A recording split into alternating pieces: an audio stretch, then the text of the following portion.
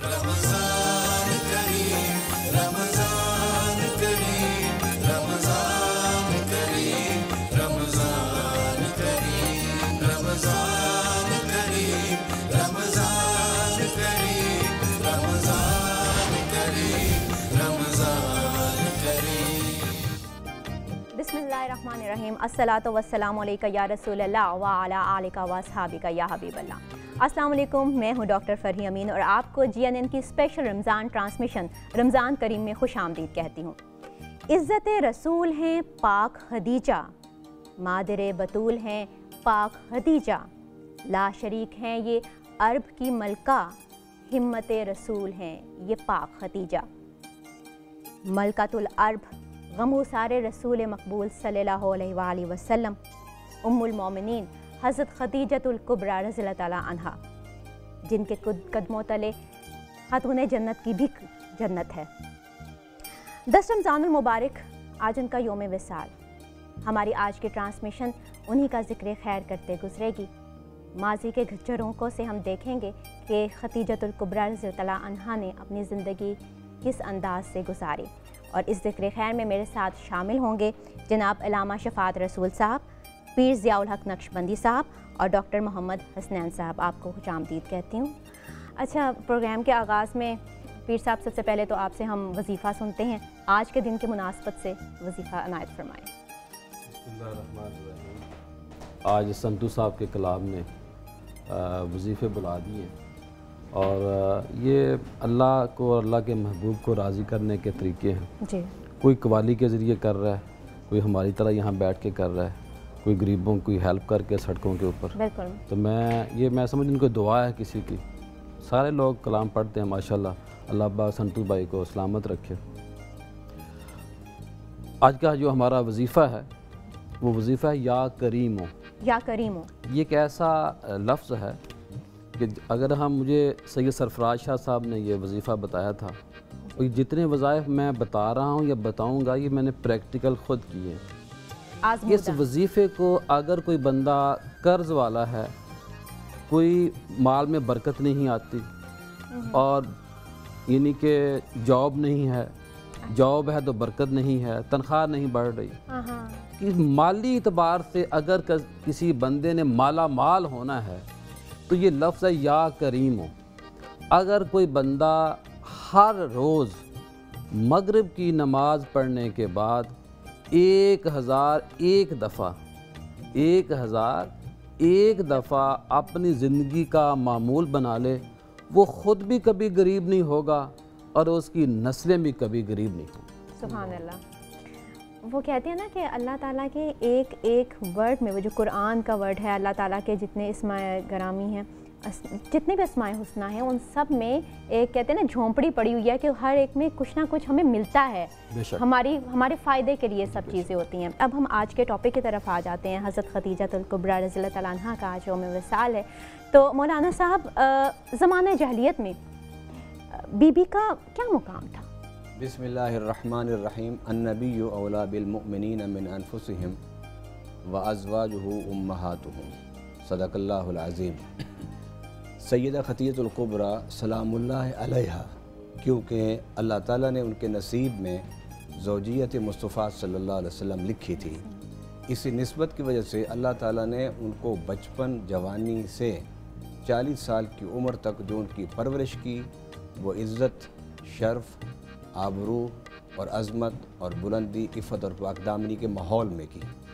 सैयदा खदीजतुल कुबरा सलामुल्लाह अलैहा इस हज़ूर सल्लम की ज़ौजियत से पहले, क्योंकि हज़ूर सल्लम ने ऐलान नबूवत ज़ौजियत के बाद किया था। तकरीबन 15 साल के बाद हज़ूर सल्लल्लाहु अलैहि वसल्लम की ज़ौजियत में आने से पहले हज़रत खदीजतुल कुबरा सलामुल्लाह अलैहा मक्का की बहुत बड़ी ताजरा थीं, मक्का की बहुत बड़ी मालदार औरत थीं।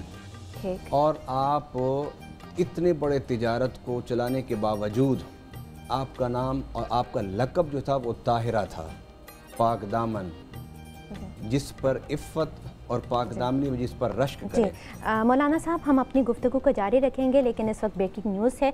नाज़रीन, यहाँ पे हम एक शॉर्ट ब्रेक की तरफ जा रहे हैं। रमज़ान करीम, रमज़ान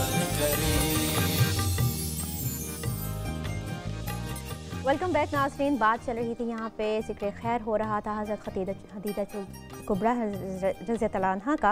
हज़रत खदीजतुल कुबरा रज़ियल्लाहु अन्हा की निकाह से पहले की हयात मुबारका के बारे में हम बात कर रहे थे। जी मौलाना साहब। यकीनन सैयदना खदीजतुल कुबरा रज़ियल्लाहु ताला अन्हा हज़ूर सल्लल्लाहु अलैहि वसल्लम की ज़ौजियत में आने से पहले एक बहुत बाइज़्ज़त पुरवकार ख़ातून थी मक्का की। जी। आप पर्दे में बैठ के, घर में बैठ के आप इस सारे कारोबार को चलाया करती थी। और कारोबार आपने क्यों शुरू किया? इसलिए कि आपके वालिद गिरामी वो बुढ़ापे की वजह से कारोबारी जिम्मेदारियों को पूरा नहीं कर पाते थे, तो उन्होंने अपनी बेटी हज़रत खतीजा से कहा। और सैयदा खतीजा रज़ी अल्लाह ताला अन्हा, जिस तरह मैंने पहले कहा, क्योंकि आपने हज़ूर सल्लम की ज़ौजियत में आना था, तो अल्लाह ताला ने इस्लाम से पहले आपको शिर्क की आलाइशों से भी महफूज रखा। सैयदा खतीजतुल कुबरा रज़ी अल्लाह ताला अन्हा के बारे में है कि या तो वो फितरत पर थीं कि यानी बुत परस्ती नहीं करती थीं और तौहीद पर थीं, या फिर क्योंकि आपके ख़ानदान में अहले किताब यानी वो मोमिन जो हज़रत ईसा अलैहिस्सलाम, हज़रत मूसा अलैहिस्सलाम पर ईमान रखते थे, वो भी मौजूद थे। और उनमें आपके एक थे चचेरा हज़रत वर्का बिन नौफल। वर्का बिन नौफल से वो इस्लाम से पहले हज़ूर सल्लम की ज़ौजियत से पहले वर्का बिन नौफल के साथ मिलती जुलती थी और उनसे दीन के बारे में, जो दीन ईसवी था, उसके बारे में पूछती थी। सैयदा खदीजतुल कुबरा रज़ी अल्लाह ताला अन्हा ने, क्योंकि नबी पाक सल्लल्लाहु अलैहि वसल्लम की ज़ौजियत में आना था, आप जैसा कोई अल्लाह की मखलूक में नहीं बल्कि अम्बिया और रसूल में भी आप जैसा कोई शख्सियत नहीं, तो रब्बुल आलमीन ने आपको उसी माहौल के लिए आपके लिए तरबियत की थी और आपको दुनियावी तौर पर, आपको दीनी तौर पर, आपको रूहानी तौर पर, आपको इल्मी तौर पर, फ़िक्री तौर पर, समाजी तौर पर, माशी तौर पर, माशरती तौर पर रब्बुल आलमीन ने सारी खूबियों का मरकज़ और चश्मा बना दिया, यानी कि हर लिहाज से परफेक्ट थी वो। लेकिन पीर साहब, ये शादी के असबाब क्या थे? बिस्मिल्लाहिर्रहमानिर्रहीम। सैयदा खतीजतुल कुबरा रज़ियल्लाहु ताला अन्हा का इतना मुकाम है, इतना मुकाम है, मैं समझता हूँ कि समंदरों के अंदर जो पानी है, समंदर के पानी का एक कतरा करें तो फिर भी आपकी जो तालीमात हैं, आपकी जो खिदमात हैं इस्लाम के लिए ज़्यादा हैं। अगर रेत के जो ज़र्रात हैं, उन ज़र्रात को गिने तो आपकी फिर भी खिदमात ज़्यादा हैं। और करीम आका सल्लल्लाहु अलैहि वसल्लम के ऊपर इनका इतना तावन था, इतनी मोहब्बत थी। जो शादी का आपने ये सवाल किया, शादी बुनियादी तौर पे करीम आका सल्लल्लाहु अलैहि वसल्लम जब शाम सफ़र पे गए और तजारत का सामान था, इन्होंने साथ एक अपना ग़ुलाम भी साथ भेजा। वहाँ इस तरह वाक़या हुआ कि वहाँ जाके आप सल्लल्लाहु अलैहि वसल्लम जब सवारी से उतरे तो एक दरख्त के नीचे बैठे। तो वहाँ एक राहिब था यहूदी, उसने जो साथ मुलाजम था उससे पूछा कि ये शख्स कौन है। उन्होंने कहा ये मोहम्मद सल्लल्लाहु अलैहि वसल्लम हैं और ये जो अहले हरम यानी कि मक्का से आए हैं और ख़ानदान कुरैश से हैं। उन्होंने कहा इनकी जो आँखों में सुर्खी है, ये आम सुर्खी नहीं, जो चमक है, जो नूर है, वो आम सुर्खी नहीं, आम नूर नहीं। तो कहा कि वो ग़ुलाम कहने लगा कि इनकी आँखों में जो नूर है, जो चमक है, वो हमेशा रहती है। तो राहिब कहने लगा कि ये मोहम्मद है जो मैंने किताबों में पढ़ा है, ये आखिरी नबी हैं, अभी नबूवत आई नहीं। और उस राहिब ने ये कहा। फिर आपके वो पास आए, सामान की तजारत जब शुरू हुई, बाज़ार का जिस तरह सौदा हम फ़रोख्त करते हैं, लेन देन होता है शुरू, तो उसी राहिब ने कहा कि ये सौदा मैं आपसे ख़रीद लेता हूँ, लेकिन जो बुत हैं मक्का के अंदर, जो हरम खाना काबा के अंदर बुत हैं, उनकी तू कसम खा सकता है? तो आप सल्लल्लाहु अलैहि वसल्लम ने फरमाया, मैं बुतों की कसम कैसे खा सकता हूँ? मैं तो जब इनके खाना काबा के पास से गुजरता हूँ तो मैं उन बुतों की तरफ देखना गवारा भी नहीं करता। और फिर उस राहिब ने कहा कि ये भी वो है कि वो जो नबी आखिरी होगा वो बुतों से नफरत करने वाला होगा। लिहाजा वहाँ पे मुख्तसर बात कर रहा हूँ, सामान फ़रोख्त किया, बहुत ज़्यादा मुनाफा हुआ और मुनाफे को जब वापस रवाना हुए तो वो राहिब भी साथ साथ आया आपके साथ। अच्छा। एक रवायत में आता है कि सवारी पर आप सल्लल्लाहु अलैहि वसल्लम सवार थे, जहाँ जहाँ ज़्यादा तपश आती थी, सूरज की गर्मी वाली आती, तो ऊपर एक बादल छा जाता था कि ताकि करीम आका सल्लल्लाहु अलैहि वसल्लम को धूप ना लगे। और एक रवायत में ये आता है कि जब करीम आका सल्लल्लाहु अलैहि वसल्लम वापस मक्का मुकरमा दाखिल हो रहे थे तो सैयदा खतीजतुल कुबरा रज़ियल्लाहु ताला अन्हा ने औरतों को बाहर खड़ा किया, बुलाया, कहा वो देख लो मेरे मोहम्मद सल्लल्लाहु अलैहि वसल्लम आ रही हैं जो तजारत करने गए थे। और साथ यहाँ तक आता है कि 2 फरिश्ते साथ थे और खतीजतुल कुबरा रज़ियल्लाहु ताला अन्हा ने उन फरिश्तों को देखा और वो साया कर रहे थे ऊपर। मुख्तसर ये कि जब वो सारा मामला हुआ, तजारत के मुनाफे का पता चला, दयानतदारी ईमानदारी का पता चला, निकाह हुआ और निकाह में जब सारी चीज़ें मामला ख़ानदान की तरफ से हुआ तो करीम आका सल्लल्लाहु अलैहि वसल्लम इस पाक औरत से इतना प्यार करते थे, इतना प्यार करते थे। और यहाँ तक आता है कि रसूल पाक सल्लल्लाहु अलैहि वसल्लम जब आपका विसाल हुआ तो आपने 2 चादरों में, यानी कि एक चादर जो है वो जन्नत की तरफ से अल्लाह पाक ने भेजी और एक आपने जो आपके पास चादर से उस चादर में आपको कफन दिया गया। उस वक्त भी जनाजा जो इस वक्त हम पढ़ते हैं इस तरह नहीं था, लेकिन दुआ जो भी उस वक्त तरीका था, रसूल पाक सल्लल्लाहु अलैहि वसल्लम ने अपनी इस प्यारी ज़ौजिया को अपने मुक़द्दस हाथों के ज़रिए तदफीन की वहाँ पे जो कब्र मुबारक में। रसूल पाक सल्लल्लाहु अलैहि वसल्लम की जो हज़रत इब्राहीम अलैहिस्सलातु वस्सलाम जो आपके साहबजादे हैं, उनके अलावा बाकी जितने भी औलाद है वो आपसे है। और रसूल पाक सल्लल्लाहु अलैहि वसल्लम अम्मा आयशा के साथ एक दफ़ा बैठे थे तो आपका विसाल हो गया, शादी नहीं की। देखिए कि अल्लाह के नबी की जो उम्र है वो 25 साल है और इनकी जो उम्र है वो 40 साल है। उम्र नहीं देखी, वो एक ताल्लुक था, वो अल्लाह का निज़ाम था। वही एक ताल्लुक। डॉक्टर साहब, ये ताल्लुक, ये जो आइली ज़िंदगी है, ये किस हद तक खुशगवार थी? अल्हम्दुलिल्लाह हम्दन कसीरन अम्मा बाद फ़अऊज़ु बिल्लाहि मिनश शैतानिर रजीम बिस्मिल्लाहिर रहमानिर रहीम। यकीनी तौर पर आज जिस दिन की मुनासिबत से आपने मौज़ू का इंतखाब किया है, ये मौज़ू बड़ा ही मारकतुल आरा है और हज़रत सैयदना खतीजतुल कुबरा रज़ियल्लाहु ताला अन्हा की ज़िंदगी के बारे में गुफ्तगू करना, उन पर कलाम करना, उनकी सीरत का मुताला करना और उनकी सवाने हयात के बारे में गुफ्तगू करना यकीनी तौर पर हम जैसे लोगों के लिए ज़िंदगी का सरमाया भी हैं और नजात का असासा भी हैं। बेशक। जहाँ तक आपने सवाल का ताल्लुक़ है आली ज़िंदगी का, जब मैं इस सवाल को रसूलुल्लाह सल्लल्लाहु अलैहि वसल्लम की फरमुदात में तलाश करने की कोशिश करता हूँ कि मेरा लाइफ पार्टनर कैसा होना चाहिए, तो रसूल ने फरमाया देखो जब तुम निकाह करो तो 4 चीज़ों को देखो। नंबर 1 नस्ब को देखो, वो किस ख़ानदानी वजह से औरत अलग रखती हैं। नंबर 2 उसके माल को देखो। नंबर 3 उसकी नस्ब को देखो, उसकी वजाहत को देखो, उसकी खूबसूरती को देखो। पहली, दूसरी, तीसरी और चौथे पे फरमाया कि जिसने चौथी चीज़ देखी दीनदारी को देखो, ईमानत और दयानत को देखो। जिसने चौथे को पहले 3 खसूसियात पर तरजीह दी बस उसको अल्लाह ने दुनिया और आखिरत की खैर अता फरमाई। ये सारी चीज़ें यहाँ पे इंतहाब अल्लाह के रसूल नहीं कर रहे, यहाँ पे इंतहाब मर्द नहीं कर रहा। जब मैं अपने उलामा से सुनता हूँ, तारीख़ की किताबों में पढ़ता हूँ कि वो ज़माना जाहलियत का ज़माना था, बुत परस्ती का ज़माना था, मैं ये सोचने पर फिर मजबूर होता हूँ कि उस बुत परस्ती के आलम में, उस जहालत के दौर के अंदर भी ऐसी औरतें थी जो पाक दामन थी, जिनकी अकल मादियत से माफौकुल फितरत थी, जो सच और हक़ को देखने की बसीरत रखती थी। आपने अपने चचा अमर बिन असद को भेजा कि रसूल सल्लम के निकाह के पैगाम के लिए। यहाँ मैं रुक कर तमाम लोगों को ये कहने की जसारत चाहता हूँ कि हम आज बुनियादी तौर पर आज हालत के मौजू पे हैं। हम आज दौरे जहालियत में गुजर रहे हैं। आज हमारे घर की कोई बहन बेटी किसी के बारे में इजहार ख्याल करती हैं तो हमारी ना चाहती हुई गैरतें जाग उठती हैं। आज हम इस्लाम पर तकरीर करने को बहुत पसंद करते हैं, इस्लाम पर लिखने को बहुत पसंद करते हैं, इस्लाम के लिए जान देने को बहुत पसंद करते हैं। नहीं पसंद करते तो इस्लाम पर अमल करना पसंद नहीं करते। हम इन सब चीज़ों से निकलना होगा। हमारे यहाँ पे कहते हैं ना कि लड़के वालों की तरफ से प्रपोजल आए तो वो ठीक है, और इसको मयूब समझा जाता है कि अगर कोई औरत करे। नबी करीम सल्लल्लाहु अलैहि वसल्लम को तो पैगाम हज़रत खतीजा भेज रही हैं और रसूलुल्लाह सल्लल्लाहु अलैहि वसल्लम के चचा अबू तालिब ने आपकी तरफ से खुतबा और निकाह का पैगाम पढ़ाया। और जिस तरह पीर साहब फरमा रहे थे, सिर्फ इब्राहीम के अलावा आपकी सारी औलाद, वो फातिमा जो आपके दिल का टुकड़ा थी, इन्हीं की बेटी थी, जिनके बारे में कहा जाता है कि क़यामत के दिन फरिश्तों को भी हुक्म दिया जाएगा, आप अपनी निगाहों को नीचे कर लो, फातिमा बिनते मोहम्मद आ रही हैं।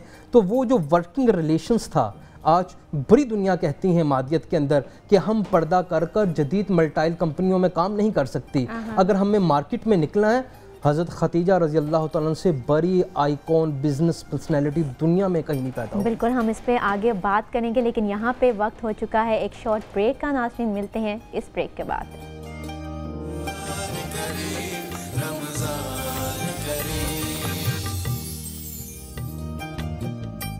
वेलकम बैक नाज़रीन। बात चल रही थी यहाँ पे हज़रत खतीजतुल कुबरा रज़ियल्लाहु ताला अन्हा की हयात मुबारका पे कि एक औरत अच्छी माँ, अच्छी बेटी, अच्छी बीवी साबित होती है, घर के अंदर रह के काम करती है, लेकिन हम सिर्फ यही समझते हैं कि एक औरत का मुकाम सिर्फ चादर और चार दीवारी के अंदर है। लेकिन हज़रत खतीजतुल कुबरा रज़ियल्लाहु ताला अन्हा ने हमें अपनी हयात मुबारका से बताया कि एक औरत बाहर निकल के भी और काम भी कर सकती है, बिजनेस कर सकती है, कोई ऐसा काम कर सकती है जो क्रिएटिव हो, इनोवेशन हो जिसमें।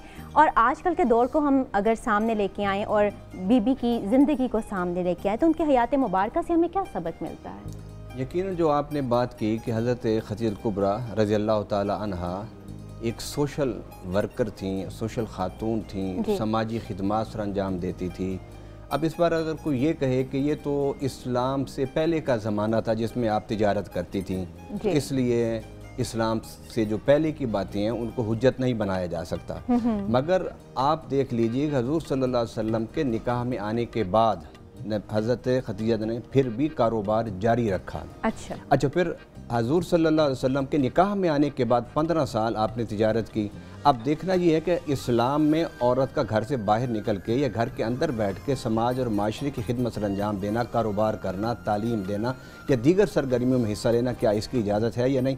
जब हजूर सल्लल्लाहु अलैहि वसल्लम की शादी हो गई तो 10 साल इस्लाम के ज़माना में हज़रत खतीजा कुबरा रज़ियल्लाहु ताला ने वक्त गुजारा और उसमें भी रसूलुल्लाह सल्लल्लाहु अलैहि वसल्लम ने खुद और ना खुदा ने उनको रोका।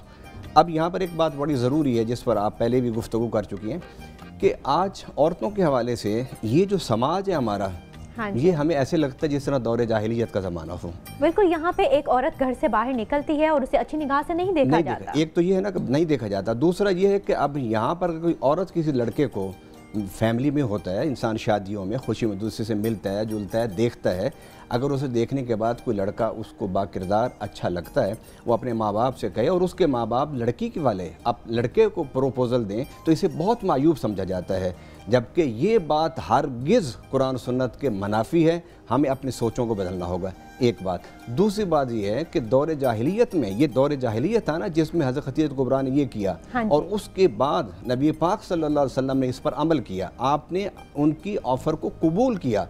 अगर रसूलुल्लाह सल्लल्लाहु अलैहि वसल्लम उनकी ऑफ़र को कबूल न करते फिर भी सोचा जा सकता था कि क्या लड़की वाले जो हैं वो प्रपोज़ कर सकते हैं, नहीं कर सकते।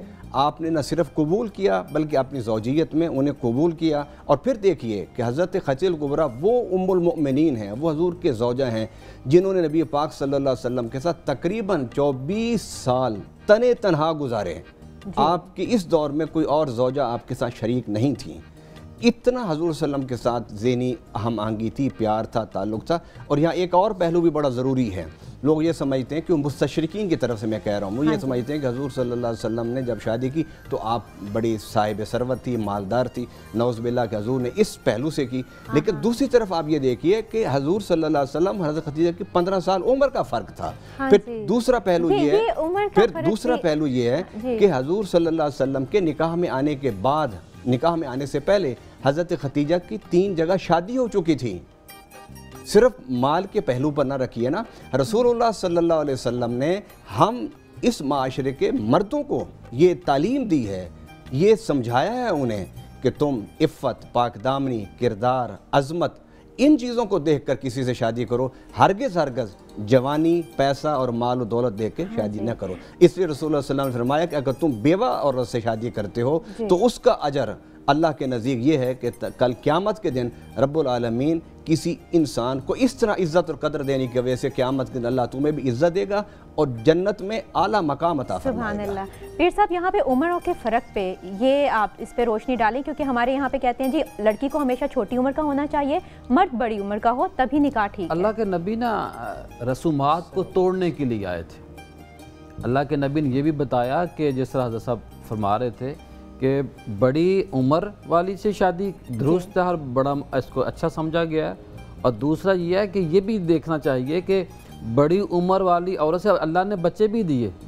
हम यहाँ ये समझते हैं जैसे 40 साल की किसी औरत से शादी करेंगे जिसकी पहले 3 शादियाँ भी हों तो पता नहीं औलाद का क्या हो। तो ये अल्लाह के नबी की एक सुन्नत है इस तरह की औरतों को अडॉप्ट करना और उनको अहमियत देना। भी ये अल्लाह की देन है, अल्लाह किसी भी उम्र में औलाद से नवाज सकता है। अल्लाह ने उनको इज्जत कितनी दी और कितनी सखी थी। हलीमा सादिया जिन्होंने करीम आका सल्लल्लाहु अलैहि वसल्लम को दूध पिलाया था, वो एक दफ़ा आपके पास तशरीफ़ लाई तो आपने 40 बकरियां और एक ऊँट सदका दे दिया, तोहफा दे दिया, गिफ्ट दे दिया। और करीम आका सल्लल्लाहु अलैहि वसल्लम आपसे इतना प्यार करते कि आपकी जो आप विसाल के बाद जो आपकी सहेलियां थी उनके घरों में आप सल्लल्लाहु अलैहि वसल्लम जो बकरी ज़िबा करते, जो गोश्त होता वो उसके ख़ास हिस्से उनकी सहेलियों को देते। और एक रिवायत में ये आता है कि आपके विसाल के बाद आपकी जो छोटी बहन थी वो आप सल्लल्लाहु अलैहि वसल्लम के घर में तशरीफ़ लाई।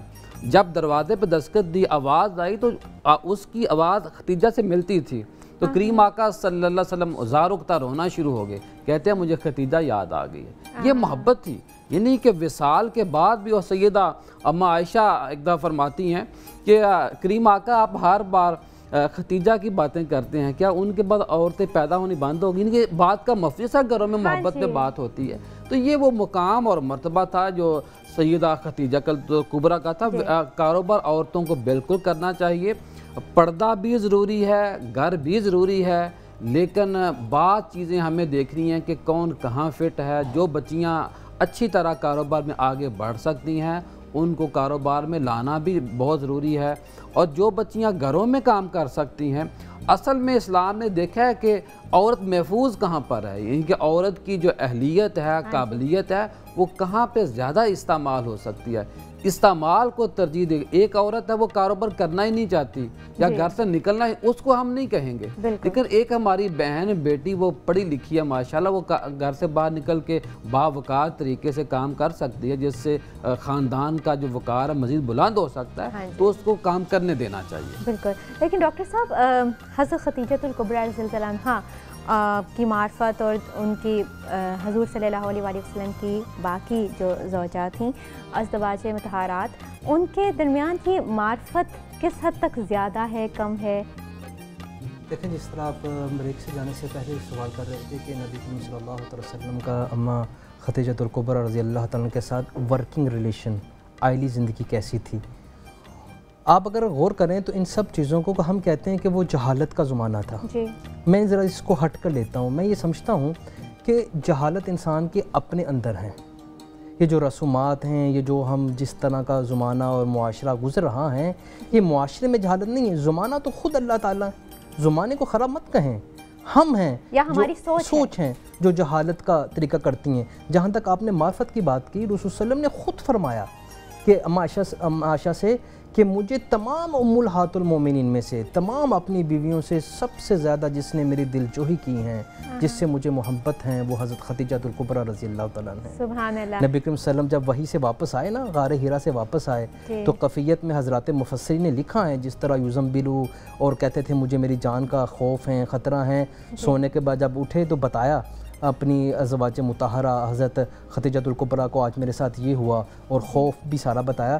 तो हज़रत खदीजा ने जो अल्फाज से तसल्ली दी हैं, वो जो अल्फाज से तसल्ली दी है वो हम सुनेंगे इस ब्रेक के बाद। नाज़रीन, यहाँ पे वक्त हो चुका है एक शॉर्ट ब्रेक का, हम मिलते हैं आपसे इस ब्रेक के बाद।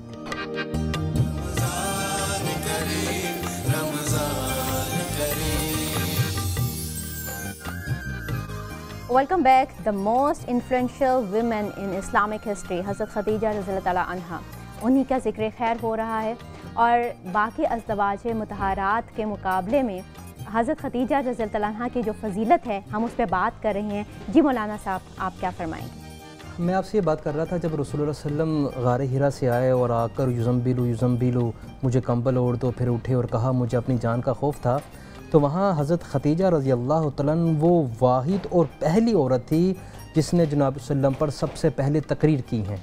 आपने कहा ला तुहज़िकुल्लाहु अबदन, नबी अल्लाह आपको अकेला नहीं छोड़ेंगे, आपको ला तुख़ज़िक अल्लाह के लफ्ज़ भी आते हैं कि अल्लाह आपको रसवा नहीं करेंगे, क्योंकि आगे 5 प्रॉपर्टीज़ बताई हैं। नंबर 1, आप कुंबा परवर हैं, आप मेहमान नवाज़ हैं, आप गरीबों का बोझ अपने कंधों पर लेते हैं, आप अपने दस्तरखान को वसी कर देते हैं, आप लोगों के गम खार हैं। ये 5 खुसूसियात इस्लाम से पहले की थी।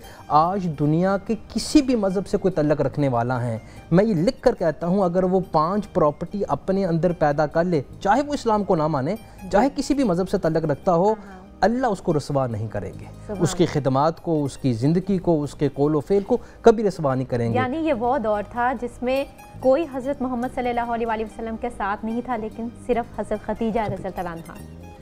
हज़रत सैयदना अबू हुरैरा रज़ियल्लाहु अन्हु फरमाते हैं कि रसूलुल्लाह सल्लल्लाहु अलैहि वसल्लम तशरीफ़ फरमा थे कि अचानक जिब्राइल अमीन आए और कहा, या रसूल सल्लम, खदीजातुल कुबरा आपके लिए खाना ला रही हैं और अल्लाह ताला उनको सलाम भेज रहे हैं, मैं भी उनको सलाम भेज रहा हूँ, और अल्लाह तबारक व तआला बशारत दे रहे हैं खदीजा के बारे में जन्नत में एक ऐसे महल की जो शोर व गुल से पाक हैं। तो नबी करीम सल्लल्लाहु अलैहि वसल्लम उनके एहतराम में, उनके बारे में, ख़ुद किसी शोहर का अपनी बीवी के बारे में कहने अल्फाज वो बड़ी कदर व मंज़रत रखते हैं। 25 साल ज़िंदगी का दौर है। आपकी वफ़ात पर आका रसूल सल्लम की आंखें नमदार होगी और कहा, ऐसी ज़ौजा मुझे कहीं नहीं मिली। बिल्कुल। पीर साहब, आप क्या कहेंगे इसके बारे में कि बुरे वक्त में तो सब साथ छोड़ जाते हैं, अच्छे वक्त में सब आपके साथ खड़े होते हैं, लेकिन ये एक वाहिद जिसे उम्मुल मोमिनीन जिसे कहा जा सकता है कि माशाल्लाह हज़रत खदीजा का इतना मुकाम और मर्तबा बड़ी खुश नसीब है तारीख़ी एतबार से भी।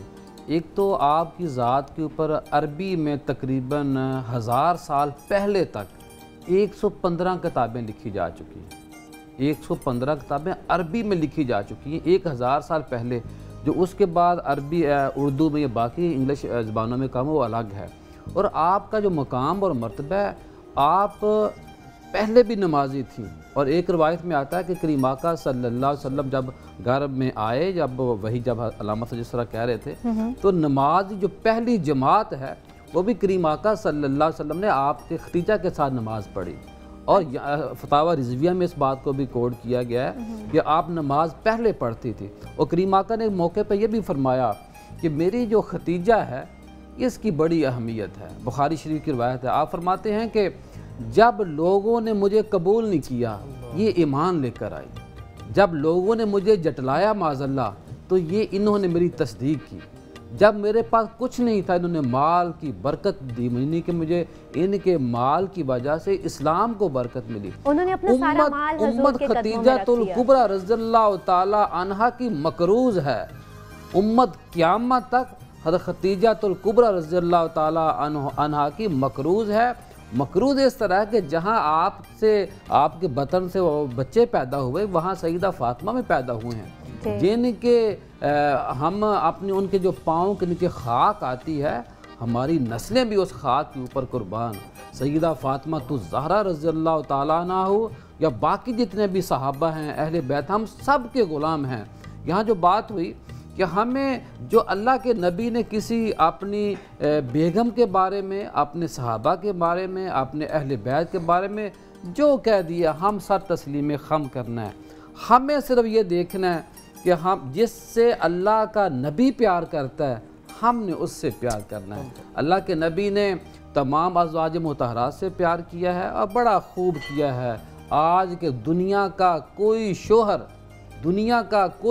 अपने कि बीवी का वो हक़ अदा नहीं कर सकता जो मेरे और आपके नबी सल्लल्लाहु अलैहि वसल्लम ने हकूक़ अदा किए। और करीम आका की देखिए, मैंने पहले भी शायद बात की थी, बीवी के साथ बिजनेस करना ये मेरे नबी की सुन्नत है। अरे बंदो, बीवियों को, बेटियों को कारोबार से रोके ना, बल्कि उनको साथ मिला के आपके साथ काम करेंगी तो उसके फ्यूज़ व बरक़ात हैं।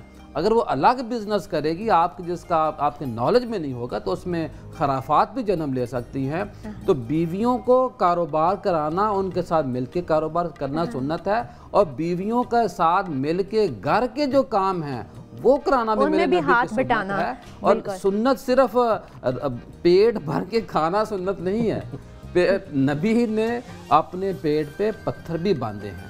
और रसूल पाक सल्लल्लाहु अलैहि वसल्लम की ये जो प्यारी बेगम हैं, इन्होंने इतना जब यानी कि इंतहाई ताइफ की वादी की जो 3 साल थे, हाँ जी, वहाँ भी आपने वो मालदार होने के बावजूद उस ताइफ की वादी में आपने मुसीबतें बर्दाश्त की। जब विसाल होता है तो वो गम का साल कह दिया करीम आका सल्लल्लाहु अलैहि वसल्लम ने कि ये गम का साल है, कि कहीं जहाँ पे सईदा खतीजा दुनिया से गई वहाँ पे अबू तालिब दुनिया से गए।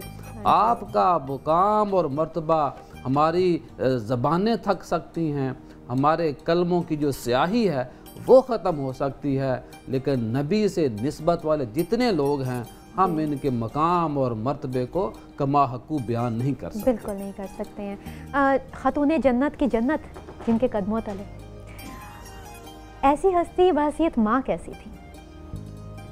बेशक इसमें बहुत बड़ी आपने बात की। हजूर सल्लल्लाहु अलैहि वसल्लम फरमाते हैं कि जब सैयदा खतीजुल कुबरा का विसाल हुआ तो सैयदा कायनात खातून जन्नत सलामुल्लाह अलैहा तन्हा तन्हा रोती थीं और अलग बैठ के बातें करती थीं। तो रसूलुल्लाह सल्लल्लाहु अलैहि वसल्लम ने उन्हें अपने पास बुलाया और फरमाया, ऐ मेरी बेटी, तेरी माँ दुनिया से रुखसत हो गई है, अब तूने वो ज़िम्मेदारियाँ जो वो इस्लाम की सरअंजाम देती थी और मेरे साथ गम गुसारी की बातें करती थी, जब मुझ पर मुश्किलात आती थीं और वो मेरे साथ तन्हाई में बैठ के मेरी अश्क पोशी करती थी, तो तुम्हें अब वो सारे काम भी करने हैं। अब यहाँ पर मैं एक बड़ी ज़रूरी बात आपसे करना चाहता हूँ कि हज़ूर सल्लल्लाहु अलैहि वसल्लम ने सैयदा खतीजा को मोहसिना इस्लाम कहा है कि ये इस्लाम की मोहसिना हैं। और मेरे आका सल्लल्लाहु अलैहि वसल्लम ने फरमाया कि मैंने सबके एहसानात के बदले दुनिया में चुकाऊँगा, लेकिन ए खतीजा तेरे एहसानात के बदले में अल्लाह से क़यामत के दिन दिलवाऊँगा। अब हमारी बात शादी पर बड़ी तवील हमने गुफ्तगू की है। अब इस शादी को मैं आज के इस सोशल पॉइंट ऑफ व्यू से, समाजी पॉइंट ऑफ व्यू से लेना चाहता हूँ कि हज़ूर सल्लल्लाहु अलैहि वसल्लम की खतीजा की शादी जो थी उसमें जहाँ सैयदा खतीजा ने प्रपोज़ल पेश करके ये ख़वातीन इस्लाम के लिए एक रास्ता मुहैया किया। आज कहते हैं कि आज़ादी के लिए हमें मगरिब की तरफ देखना होगा। मैं ये कहता हूँ मगरिब को औरत की आज़ादी के लिए और उसकी अज़मत के लिए सैयदा कायनात सैयदा खतीजा कुबरा की ज़िंदगी को देखना चाहिए। अब आप यहाँ पर आइए कि जहाँ आपने ये ऑफ़र की, इस बात को ख़त्म कर दिया कि हरगिज़ हरगिज़ ये पाबंदी तुम नहीं लगा सकते किसी लड़की पर, किसी खातून पर, कि वो अपने रफ़ीक़ हयात मुंतखब नहीं कर सकती। और दूसरी बात, हमारे यहाँ पाकिस्तान में, हमारे सिंध में, बलूचिस्तान में, पंजाब के काफ़ी इलाकों में जो लोग अपनी जायदाद को बचाना चाहते हैं वो शादियाँ अपनी बेटियों की और बहनों की शादियाँ कर देते हैं कुरान से और कहते हैं हमने तो इनकी शादी कुरान से कर दी। और मकसद क्या होता है कि वो जायदाद है वो दूसरों के घरों में ना जाए। ये कोई इस्लाम में तसव्वुर नहीं है कि आप अपनी बेटी और अपनी बहन की शादी जो है वो कुरान से कर दें। और ख़ुद जो वो ज़िम्मेदार होता है, वो मालदार होता है, वो 4-4 शादियाँ करता है। उसको पता है कि मेरी शादी से माल क्योंकि तकसीम नहीं होना और इसकी शादी से माल दूसरी बिरादरी में चला जाएगा। तो माल को बचाने के लिए इस्लाम के नाम पर ये एक ढोंग है कि कुरान से हमने शादी कर दी। देखिए सैयदा खतीजा कुबरा सलामुल्लाह अलैहा, कितनी माल और कितनी दौलत थी आपने, लेकिन आपने शादी की और ख़ुद ऑफ़र की। और दूसरी तरफ रसूलुल्लाह सल्लल्लाहु अलैहि वसल्लम ने उस रिश्ते को कबूल करके हम मर्दों को भी ये सबक दिया है, हम मर्दों को भी ये तलकीन की है, हम मर्दों को भी ये सिखाया है कि किसी उम्र के किसी औरत जो शादीशुदा हो उसको डी वैल्यू ना करो, उससे रिश्ते और शादी से नज़रें ना चुराओ, बल्कि उससे शादी करो। बाकी रही बात कि औलाद देना, वो उम्र के साथ नहीं होती औलाद का सिलसिला। बाद दफ़ा 20-22 साल का जोड़ा होता है, वो उन्हें अल्लाह औलाद नहीं देता, सारी उम्र ऐसे इंतज़ार में बैठी रहती हैं। और बाद दफ़ा ऐसे होता है कि 40 साल की उम्र में, इस दौर में भी शादी करने वाला जोड़ा जो होता है, रब उसे औलाद देता है। यहाबु लिमन यशाउ इनासन व यहाबु लिमन यशाउ ज़ुकूर, औलाद अल्लाह ने देनी है, जिसको चाहे मर्द दे दे, लड़का दे दे, जिसको चाहे बेटी दे दे। रसूलुल्लाह सल्लल्लाहु अलैहि वसल्लम की शादी, हालांकि जो इस्लाम से पहले शादी है, इस्लाम से पहले, वो भी आज के हमारे जो समाजी जो ख़राबी हैं उसको ख़त्म करने के लिए एक बहुत बड़ा सबक है। माशरे में सबसे बड़ा मसला यही होता है ना कि बेटे की शादी कहाँ करें, अच्छी बहू नहीं मिलती, बेटी की शादी कहाँ करें, अच्छा दामाद नहीं मिलता। इन सारी ख़राबियों को अगर आप हल करना चाहते हैं और माशरे को आधा सुकून आपको मिल जाएगा अगर आप रसूलुल्लाह सल्लल्लाहु अलैहि वसल्लम की हज़रत खदीजा कुबरा से जो शादी है, सिर्फ इसी को अगर आप सामने रख लें तो माशरे में आधा सुकून आ जाएगा। लड़की वालों को एक इत्मीनान आ जाएगा, लड़के वालों को एक इत्मीनान और सुकून आ जाएगा। हमारी समाजी ख़राबियों में से सबसे बड़ी जो ख़राबी जो हमें परेशान किए रखती है वो हमारी शादियों के मामलात हैं। डॉक्टर साहब, मुख्तसरन आप हज़रत खदीजा रज़ियल्लाहु अन्हा के बारे में फरमाइए सर। देखिए, हमने जितनी भी बातें की वो बड़ी ही मानी खेज थी। ज़रूरत इस अमर की है कि हम ये बातें मिंबर से लोगों को बताएं। अगर हज़रत खतीजतुल कुबरा रज़ियल्लाहु तआला अन्हा को वर्किंग वूमेन लेडी कहना ये उनकी तौहीन है। हमने जो हकूक़ पर यहाँ पे बात की हैं, आएँ सोसाइटी में जाएं, मिंबर से ये बातें करें कि और आज की औरत को एम्पावर किया जाए, उन्हें वो ताकत और क़ुव्वत दी जाए। यानी जो बातें हम हज़रत खदीजतुल कुबरा रज़ियल्लाहु अन्हा के बारे में कर रहे हैं, मुझे एक आम औरत में भी ये बातें नज़र आनी चाहिए। वो तब आएंगी जब हम उसको तहफ़्फ़ुज़ देंगे, हम उसे इस्लाम का ठीक पहलू दिखाएंगे। जी, बहुत बहुत खूबसूरत आपने बात की है।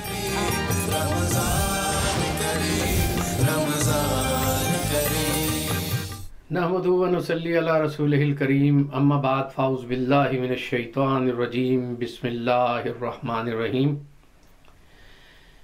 नाज़रीन मोहतरम, आज की नशिस्त में उम्मुल मोमिनीन हज़रत खतीजतुल कुबरा की खिदमत इस्लाम का मुख्तसर सा तज़किरा होगा। नबी मोहतशम सल्लल्लाहु अलैहि वसल्लम से निकाह का शर्फ हासिल करने के बाद उन्होंने हुजूर अकरम सल्लल्लाहु अलैहि वसल्लम की मुआवनत और हुजूर अकरम सल्लल्लाहु अलैहि वसल्लम की रफ़ाकत का गोया के हक़ अदा किया। हुजूर अनवर सल्लल्लाहु अलैहि वसल्लम का रुझान तबा सरो सामाने दुनिया की तरफ नहीं था। हज़रत खतीजतुल कुबरा ने अपना तमाम माल और असबाब आपकी खिदमत अक़दस में हाजिर कर दिया। हुजूर अकरम सल्लल्लाहु अलैहि वसल्लम की औलाद पाक का तवल्लुद आपसे हुआ। दो बेटे हुजूर अकरम सल्लल्लाहु अलैहि वसल्लम के हज़रत कासिम और अब्दुल्ला और 4 साहिबजादियाँ आपके बतन मुबारक से पैदा हुईं। हुजूर अकरम सल्लल्लाहु अलैहि वसल्लम आपकी रफ़ाकत में इंतहाई इत्मीनान और आसूदगी महसूस फरमाते। कोई एक वाक़या भी ऐसा नहीं मिलता कि जहाँ लम्हा भर का भी कोई ऐसा मामला आपके मुबारक ख़ानदान में पेश आया हो। जब नबी करीम सल्लल्लाहु अलैहि वसल्लम की उम्र अज़ीज़ 37 साल हुई तो नबी करीम सल्लल्लाहु अलैहि वसल्लम का रुझान तवा तखलिया और खलवत की तरफ हो गया। ये अल्लाह रब्बुल इज़्ज़त की तरफ से एक इंतज़ाम था। हुजूर अनवर सल्लल्लाहु अलैहि वसल्लम अक्सर गारे हिरा में चले जाते, वहाँ पर महवे इबादत रहते, ज़िक्र व फ़िक्र करते, अपने पाक परवरदिगार की तरफ मुतवज्जे रहते। और फिर नबी पाक सल्लल्लाहु अलैहि वसल्लम की उम्र पाक जब 40 साल हुई तो वो सईद लम्हा आ पहुँचा कि आपकी नबूवत का इजहार हुआ, बेइज्जत मुबारका हुई। जिब्रील अमीन पहली वही लेकर आपकी खिदमत अक़दस में हाजिर हुए, अल्लाह का पैगाम आप तक पहुँचा। ये पैगाम और ये मनसब अपने ज़ैल में बड़ी ज़िम्मेदारी का तकाज़ा करता है। हुजूर अनवर सल्लल्लाहु अलैहि वसल्लम इस ज़िम्मेदारी के एहसास में थे। आप अपने काशाना अक़दस में तशरीफ़ लाए और आपने हज़रत खतीजतुल कुबरा से कहा, ज़म्मिलूनी, मुझे चादर ओढ़ा दो। और फिर उसके बाद हुजूर अकरम सल्लल्लाहु अलैहि वसल्लम ने हज़रत खतीजतुल कुबरा से तमाम मामला कह दिया। कुर्बान जाए, उन्होंने इसे निहायत गौर से सुना और हुजूर अकरम सल्लल्लाहु अलैहि वसल्लम की खिदमत में अर्ज़ किया कि आप मुतरद्दिद ना हो, आप परेशान ना हो।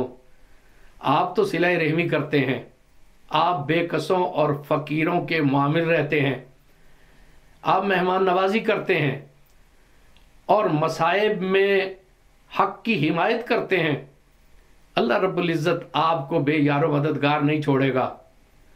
फिर आपने हज़रत वरका बिन नौफल से रब्ता किया, जो आपके चचाजाद भाई हैं और अहले किताब के एक बहुत मुस्तनद आलिम थे। उन्होंने इसकी तस्दीक फरमाई कि ये तो वही नामूस अकबर हैं जो हज़रत मूसा अलैहिस्सलाम पर और साबका अंबिया पर अल्लाह की वही लेकर नाजिल हुए। फिर दावत हक़ का आगाज़ हुआ। तो ये कोई मामूली दावत ना थी, हर तरफ से कुफ्र की यलगार शुरू हो गई, योरिश व तुग़यान शुरू हो गई और मुखालिफत के एक तूफ़ान थे जो बर्पा हो गए। और हज़रत खतीजतुल कुबरा नबी करीम सल्लल्लाहु अलैहि वसल्लम के शाना बशाना खड़ी रहीं। हुजूर तबलीग फरमा के वापस आते और शदाइद और मसाइब का सामना करके आते, लेकिन जैसे ही घर में तशरीफ़ लाते आप उनकी दिलजोई का सामान करती, उनको तसल्ली देती। औलाद अमजाद की तरबियत में आपने किसी किस्म का कोई दकीका फ़रोगुज़ाश न किया और अपना सब कुछ नबी मोहतशम सल्लल्लाहु अलैहि वसल्लम के रास्ते में कुर्बान कर दिया। ऐसे में शेबे अबी तालिब का एक इंतहाई दुश्वार गुजार मरहला हुआ। मक्का वालों ने बिल इत्तेफाक ख़ानदान बनु हाशिम के उन लोगों का बाइकाट कर दिया जो नबी करीम सल्लल्लाहु अलैहि वसल्लम के ताईद कुनिंदा थे। शेब अबी तालिब एक घाटी है जो कि आपके चचा हज़रत अबू तालिब के नाम से मंसूब है। सारा ख़ानदान वहाँ मुंतकिल हो गया। अब एक समाजी मुकाता था, लेन देन नहीं था, ताल्लुक़ नहीं था, बोलचाल लोगों से नहीं था। 3 साल इस कर्ब में गुजरे और हज़रत खतीजतुल कुबरा नबी करीम सल्लल्लाहु अलैहि वसल्लम के साथ इन मसाइब व आलाम से गुज़रती रहीं। शेबे अबी तालिब का मरहला ख़त्म हुआ तो उसके कुछ ही अरसे के बाद आप विसाल से शाद काम हो गई, विसाल इलाहिया से शाद काम हुई। उस वक्त आपकी उम्र पाक 65 साल कही जाती है। नबी करीम सल्लल्लाहु अलैहि वसल्लम ने हमेशा आपको याद रखा, बहुत अच्छे अल्फाज से आपका तज़किरा किया। हुजूर की हदीस मुबारका में आपके लिए बेशुमार बशारतें हैं। एक बार जिब्रील अमीन हाज़िर खिदमत हुए तो उन्होंने आपकी खिदमत में अर्ज़ की कि खतीजा आपके पास खाने का कुछ सामान लेकर आ रही हैं, अल्लाह रब्बुल इज़्ज़त इन्हें सलाम फरमा रहा है। आपने सुना तो बड़ी हैरत ज़दा हुई, कहा अल्लाह मुझे सलाम फरमा रहा है, अल्लाह तो ख़ुद सलाम है, अब मैं उसे क्या जवाब दूँ। जिब्रील अमीन की खिदमत में मेरी तरफ से सलाम अर्ज़ करें। हुजूर हमेशा उन्हें याद करते रहे। हुजूर जब भी कुर्बानी करते या हुजूर जब भी किसी जानवर को कुर्बान करते, ज़िबा करते, तो आपकी सहेलियों को ज़रूर हिस्सा भेजा करते थे, हदाया में से हिस्सा दिया करते थे। आपकी बहन हाला आती तो हुजूर निहायत कुशादा दिली से उनका इस्तकबाल करते। और हुजूर अकरम सल्लल्लाहु अलैहि वसल्लम जब हाला की आवाज़ सुनते तो हज़रत खतीजतुल कुबरा के उसलूब से, चूँकि उनका उसलूब मिलता था, तो हुजूर अकरम सल्लल्लाहु अलैहि वसल्लम बेसाख्ता उनको याद करते। हज़रत आयशा सिद्दीक़ा रज़ी अल्लाह ताला अन्हा फरमाती हैं कि मैंने हज़रत खतीजतुल कुबरा को देखा नहीं था, लेकिन मुझे उन पे रश्क आता कि हुजूर अकरम सल्लल्लाहु अलैहि वसल्लम उनसे कितनी मोहब्बत करते हैं। और किसी भी मुझे हुजूर अकरम सल्लल्लाहु अलैहि वसल्लम की अहलिया पर यह रश्क ना आता जो हज़रत खतीजतुल कुबरा पर आया करता था। ये अहले ईमान की मादरे मुशफ़िका हैं। अहले ईमान हमेशा इन्हें अपनी दुआओं में। जी नाज़रीन, रमज़ान मुबारक में जहाँ हम अपनी इबादत का ख्याल रखते हैं, वहाँ पे हमें अपनी सेहत को भी बहुत ज़्यादा ज़रूरी तौर पे आगे लेके देखना चाहिए। हमें देखना चाहिए कि हमें क्या खाना चाहिए, क्या नहीं खाना चाहिए, सहरी में किस तरह की हमारी खुराक होनी चाहिए, अफ्तारी में हमें किन चीज़ों से अपना हाथ रोक लेना चाहिए। तो इन तमाम चीज़ों को बताने के लिए हमारे पास मौजूद हैं एक food expert doctor Umair Bajwa साहब। अस्सलाम वालेकुम। वालेकुम अस्सलाम। डॉक्टर साहब, हम सहरी में बहुत कम खाते हैं लेकिन अफ्तारी में बहुत ज़्यादा खा लेते हैं, तो हमें सहरी और अफ्तारी के मेन्यू को किस तरह से मैनेज करना चाहिए? देखें जी, रमज़ान मुबारक जो है वो जिस तरह बहुत ज़्यादा आपकी रूहानी तरबियत करता है, इस तरह जिस्मानी तरबियत भी करता है। तो मैं ये समझता हूँ कि ये बहुत अच्छा मौका होता है साल में जब मुसलमान जो है वो अपने जिस्म को भी अच्छी बेहतरीन खुराक के साथ, बेहतरीन वर्जिश के साथ आगे लेके चल सकता है। हमारा जिस्म जो है उसकी टोनिंग होती है इस महीने के अंदर। हमारे जो टॉक्सिक एलिमेंट्स हैं, जो जहरीले मादे हैं, वो खारिज होते हैं, क्योंकि ये इंटरनेशनली प्रूव्ड है कि साइंटिफिकली कि जितनी भी आप 8 घंटे से ज़्यादा जब फास्टिंग करते हैं तो आपका जिस्म के अंदर जो ऐसी मौजज़ाती तब्दीलियाँ रूनमा होती हैं जिसके साथ आपका जिस्म जो है वो अडाप्ट करता है नई चीज़ों को। तो फूड का ख्याल करना, अगर डाइट का हम ख्याल ना कर पाएँ दोनों टाइम, सहरी में और अफ्तारी में, तो हम वो जो फ़ायदे हैं रमज़ान मुबारक के वो नहीं अच्छी तरह ले सकते। तो मैं ये समझता हूँ कि ख़ुराक के मामले में सबसे पहले तो जो बैलेंस डाइट का फार्मूला है वो रमज़ान में और ज़्यादा सख्ती के साथ लागू करना चाहिए।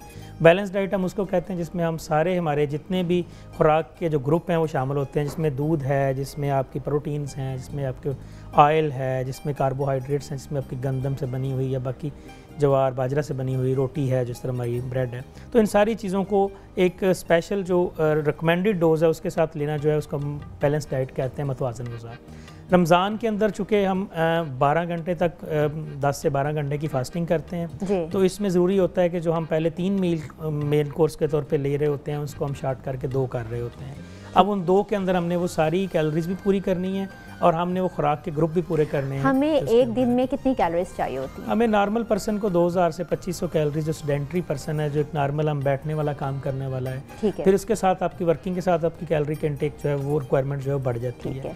लेकिन शुगर और बीपी के जो मरीज़ हैं उन्होंने अगर रोज़ा रख लिया है तो वो किस तरह मैनेज करेंगे? शुगर के मरीज़ जो हैं, देखें इस्लाम सख्ती नहीं करता इस मामले में, दीन जो है वो बहुत ज़्यादा नरम है।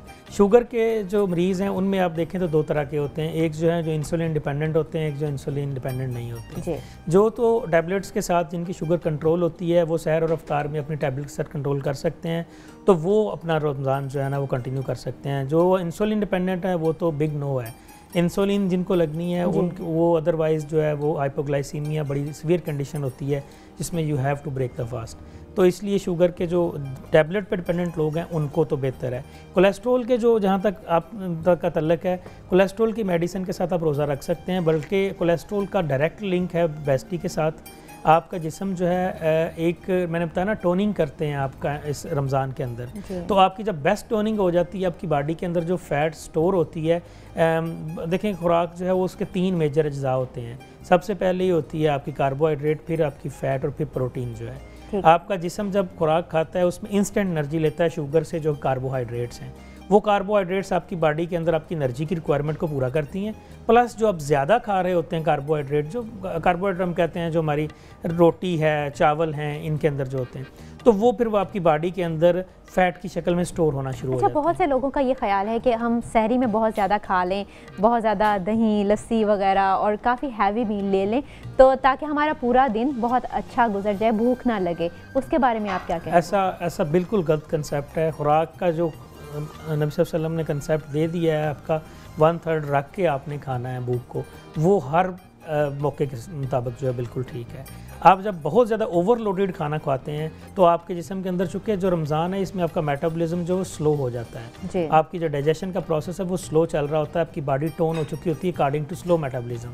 अब आप जब भर के खा लेते हैं पेट, बोथ अफ्तारी और सहरी, तो आपका जिस्म का डाइजेशन प्रोसेस उसको जो है ना वो कोप अप नहीं कर पाता, फिर वो ब्लोटिंग होती है, फिर वो गैस एसिड प्रोडक्शन होती है।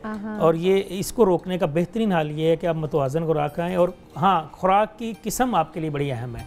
अगर आप उस वक्त कम्प्लेक्स कार्बोहाइड्रेट ज़्यादा लें सुबह के टाइम, जिसमें आपके वेजिटेबल्स और फ्रूट्स हैं, जिसमें आपकी ब्रेड है, होल व्हीट ब्रेड, गंदम की ब्रेड या जौ की रोटी जो है, लेकिन जो आपकी चक्की के साथ पिसे हुए आटे की होनी चाहिए, ठीक है। और इसके साथ आप डेयरी की लाजमी एक प्रोडक्ट लें, इसमें फर्मेंटेड प्रोडक्ट में दही सबसे ज़्यादा रिकमेंडेड है सहरी के अंदर। तो आपकी जो वो ग्लूकोज प्रोड्यूस करने की जो बॉडी में पावर है वो सारा दिन स्लोली प्रोड्यूस करते रहते हैं। इंस्टेड ऑफ कि आप मशरूबात लें जो आर्टिफिशियल हैं, वो आपको फ़ौरन एनर्जी तो देते हैं लेकिन आपके लंबे अरसे तक स्टोर नहीं होती बॉडी के अंदर। बिल्कुल, और आपने बहुत अच्छा हमें बताया। हम उसी के मुताबिक अपना आज का किचन भी देखेंगे कि हमें रोज़े में किस तरह की अफ्तारी करनी चाहिए। डॉक्टर साहब ने तो हमें बताया कि भाई अफ्तारी में हमें बहुत ज़्यादा हैवी मील नहीं लेना चाहिए, बहुत बैलेंस्ड डाइट रखनी चाहिए। तो आज हमारे किचन में कौन सी बैलेंस डाइट बन रही है। अस्सलाम वालेकुम, कैसी हैं आप? मैं ठीक हूँ। फायजा, आज आप हमें क्या बनाना सिखा रही हैं? अच्छा, आज जो है ना वो हमारे साथ जो है ना एक तो सबरूसो है, हम सबरूसो के पराठे बनाएंगे और उसके साथ जो हम बनाएंगे हरा भरा चिकन मसाला। और उसके लिए जैसे कि मैंने वर्किंग के लिए आपको बता दूं कि मैंने क्या वर्किंग करके रखी है। मैंने चिकन को थोड़ा सा पका के रखा है। मैंने हाफ कप जो है ना वो डालडा का पॉमेस ऑयल लिया है और डालडा का पॉमेस ऑयल जो है ना वो स्पेन से इंपोर्ट किया जाता है और इंपोर्ट करने के साथ ही इसकी जो फ्राइंग क्वालिटी है ना वो बहुत मौजूद है हमारी सेहत के लिए भी, यानी कि डीप फ्राइंग इसकी जो है ना डीप फ्राइंग की क्वालिटी बहुत बेहतर है। तो यहाँ पे हम सबरूसो के पराठे जो है ना वो फ्राई कर रहे हैं क्योंकि वो मैं इसके साथ सर्व करूँगी। डॉक्टर साहब, पराठे खा सकते हैं हम? देखें जी, पराठे खा सकते हैं अगर आप, मैं कह रहा हूँ कोई भी चीज़ मना नहीं है अगर आप लिमिट में रह के खाएं। ठीक है, ठीक है। सबरूसो के पराठे जी आप अपने मेन्यू में अच्छी तरह शामिल कर सकते हैं। अफ्तार में भी कर सकते हैं और सहरी में तो आप डेफिनेटली, बहुत से लोग जो है ना वो पराठे खाना पसंद करते हैं, तो सहरी में तो आप डेफिनेटली उसको ऐड कर सकते हैं। अच्छा, मैं थोड़ी सी वर्किंग आपको बता दूं कि मैंने वर्किंग क्या की थी। मैंने हाफ कप डालडा का पॉमेस ऑलिव ऑयल लिया था, उसके अंदर मैंने 1 tablespoon ginger garlic paste add किया। उसको थोड़ा सा कुक करने के बाद मैंने इसमें 1 kg बोनलेस चिकन ऐड किया। जी बिल्कुल। और फायजा, आप शायद हमें ये बताना भूल गई हैं कि जो आप जिंजर गार्लिक पेस्ट यूज़ करती हैं वो आप मिचल्स का यूज़ करती हैं। बिल्कुल, अपने टाइम को बचाने के लिए मिचल्स का जिंजर गार्लिक पेस्ट ऐड किया। उसके बाद मैंने इसमें 1 kg क्यूब्स में जो है ना वो चिकन लिया। इसको मैंने बोनलेस चिकन था, उसको अच्छे से मैंने इसको कुक किया। कुक करने के बाद मैंने ये मेरा पराठा जो है ना वो ऑलमोस्ट डन है। कुक करने अच्छे तरीके से पकाने के बाद मैंने इसमें 1 टीस्पून सॉल्ट ऐड किया। ये देखें कितना खूबसूरत कलर है इसका और ये हम कितना फूल रहा है। वो कहते हैं ना कि अगर रोटी जो है वो बहुत फूले तो वो जिसके नाम की होती है ना उसे बहुत भूख लगी होती है। हाँ, बिल्कुल ऐसी। अच्छा, उसमें क्या किया मैंने, इसको अच्छे तरीके से 1 टीस्पून सॉल्ट और 1 टीस्पून वाइट पेपर और हाफ टीस्पून ब्लैक पेपर के साथ मैंने इसको अच्छे से पका लिया। उसके बाद मेरे पास यहाँ पे, क्योंकि ये हरा भरा मसाला बना रहे हैं हम, तो उसके बनाने के लिए मेरे पास यहाँ पे हाफ कप स्प्रिंग अनियन था, हाफ कप मेरे पास कोरिएंडर है और 1/4 कप मेरे पास यहाँ पे मोटी वाली जो है ना वो हरी मिर्चें थी और 1 कप मेरे पास यहाँ पे फ्राइड अनियन था। इन सब चीज़ों को मैंने मिक्स किया। अच्छा, हमने फ्राइड अनियन भी रखना है और कच्चा भी? नहीं, कच्चा, हाँ वो स्प्रिंग अनियन है ना। हाँ, ठीक है। उसके और उस सब चीज़ों को मैंने आधा कप पानी डालने के बाद अच्छे तरीके से ब्लेंड कर लिया और अब मैं ये अपने चिकन में ऐड कर रही हूँ। ठीक है, तो ये बनने जा रहा है हरा भरा चिकन मसाला और इसको मैंने अच्छे तरीके से मिक्स किया। 1 स्पून चाहिए और इसके साथ ही मैं इसमें ऐड करूँगी 1 कप योगर्ट। मेरे पास यहाँ पे 1 कप योगर्ट है और अब हम इसको विदाउट लिड, यानी कि हमने इसको कवर नहीं करना और विदाउट लिड मुझे इसको जो है ना वो 8 से 10 मिनट तक इसी तरह से पकाना है। अच्छा, और इस तरह हम भूनेंगे और इसको हमने बहुत ज़्यादा पकाना नहीं है क्योंकि अगर हम इसको बहुत ज़्यादा पकाएंगे ना तो जो इसका ये ग्रीन सा कलर है ना ये फेंट होना शुरू हो जाएगा। अच्छा, इसलिए अब हमने इसको मिक्स किया। अब इसको हमने मीडियम फ्लेम पे जो है ना वो कुक करते रहना है। सो व्यूअर्स, ये आप ज़रूर अपने जहन में रखें कि आपने इसे बहुत ज़्यादा देर तक नहीं पकाना। अगर ज़्यादा देर तक पकाएंगे इसे तो इसका ग्रीनिश वो जो कलर है ना वो खराब होना शुरू हो जाएगा। चलें जी, ये जब तक कुक हो रहा है तब तक मैं आपके साथ डिज़र्ट की रेसिपी को शेयर कर लेती हूँ। मेरे पास जो यहाँ पे डिज़र्ट है वो हम बना रहे हैं फ्रूट क्रीम और फ्रूट क्रीम के लिए मेरे पास मुझे यहाँ पे चाहिए फ्रूट्स चाहिए कुछ, जो कि मेरे पास यहाँ पे हैं बनानास। मेरे पास यहाँ पे 5 बनानास हैं। आप इसको किसी भी शेप में कट कर सकते हैं। और 5 बनानास के बाद मेरे पास यहाँ पे कॉकटेल का एक टिन है जिसमें पाइनएप्पल हैं, चेरीज़ हैं और आप अपनी मर्ज़ी से कोई भी फ्रूट्स ले सकते हैं। जैसे कि आजकल स्ट्रॉबेरी का सीज़न है तो आप स्ट्रॉबेरीज़ ले सकते हैं और तो थोड़े से टाइम के बाद फिर हमारे पास जो है ना वो सीज़न आ जाएगा मैंगो का और मैंगो तो वैसे ही सबको बहुत पसंद होता है, मीठे आम होते हैं और सब कुछ मीठा और बहुत अच्छा लगता है उसमें। और ये कुक हो रहा है तब तक जो है ना मुझे डॉक्टर आप ये क्रीम पकड़ा दें। ओके। अच्छा, मेरे पास जो यहाँ पे क्रीम है ये ऑलपर्स की व्हिपिंग क्रीम है 100 ग्राम।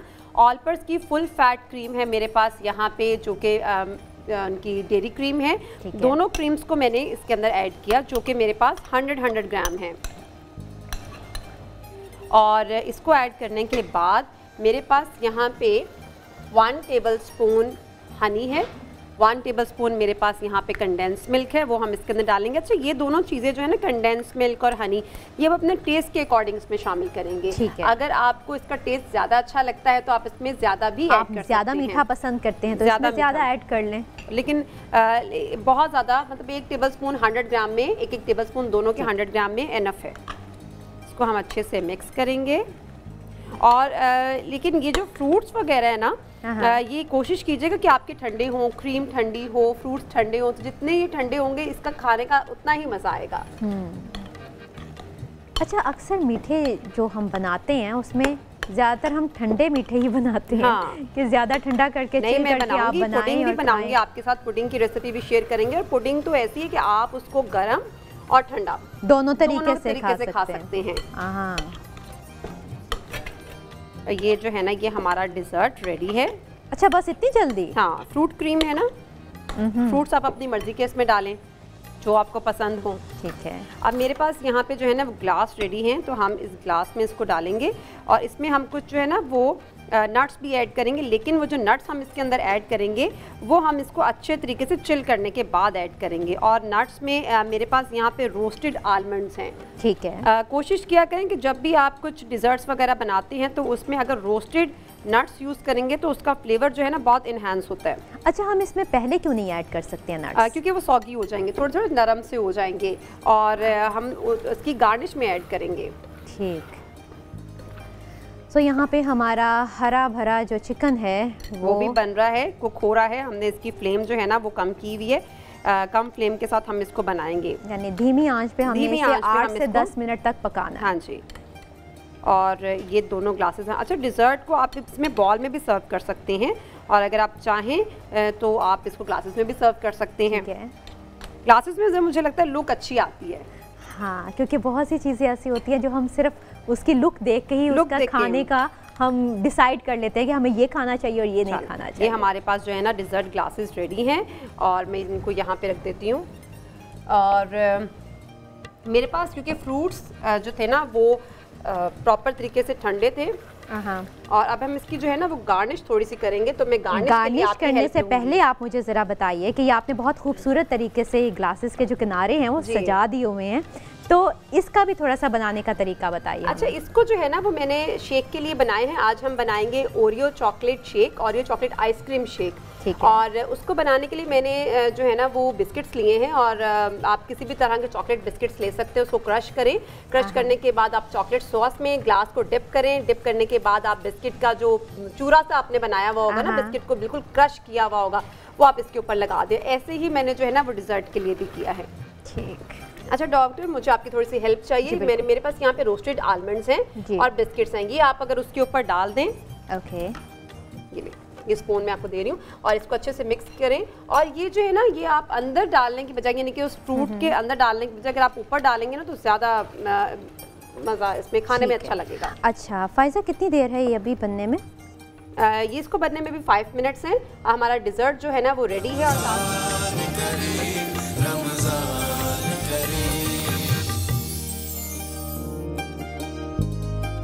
जी व्यूअर्स, इस मरतबा मैं फिर किचन में मौजूद हूँ। जी हाँ, जब मैं किचन में मौजूद होती हूँ तो फिर मुझे भूख बहुत ज़्यादा लगना शुरू हो जाती है, क्योंकि अक्सर ये होता है कि हम जब भी कोई चीज़ खाने वाली और अपनी पसंदीदा चीज़ देखते हैं तो हमारी भूख ज़्यादा बढ़ जाती है। ये एक नेचुरली सा अमल है। फ़ाइज़ा, आपके साथ भी ऐसा होता है? बहुत ज़्यादा। मुझे तो वैसे ना जो है बहुत ज़्यादा भूख लगती है, बहुत ज़्यादा क्रेविंग होती है और मैं खाने के बाद भी खा सकती हूँ। अच्छा, मुझे इतना ज़्यादा पसंद है। बिल्कुल, क्योंकि रमज़ान में रोज़े में हम कुछ टेस्ट तो कर नहीं सकते ना, वैसे टेस्ट नहीं कर सकते। हाँ, लेकिन वो अगर खाना जो है ना वो ऑब्वियसली मैं फास्ट फूड की और देसी खाने जो है ना उनके मुझे बहुत शौक है।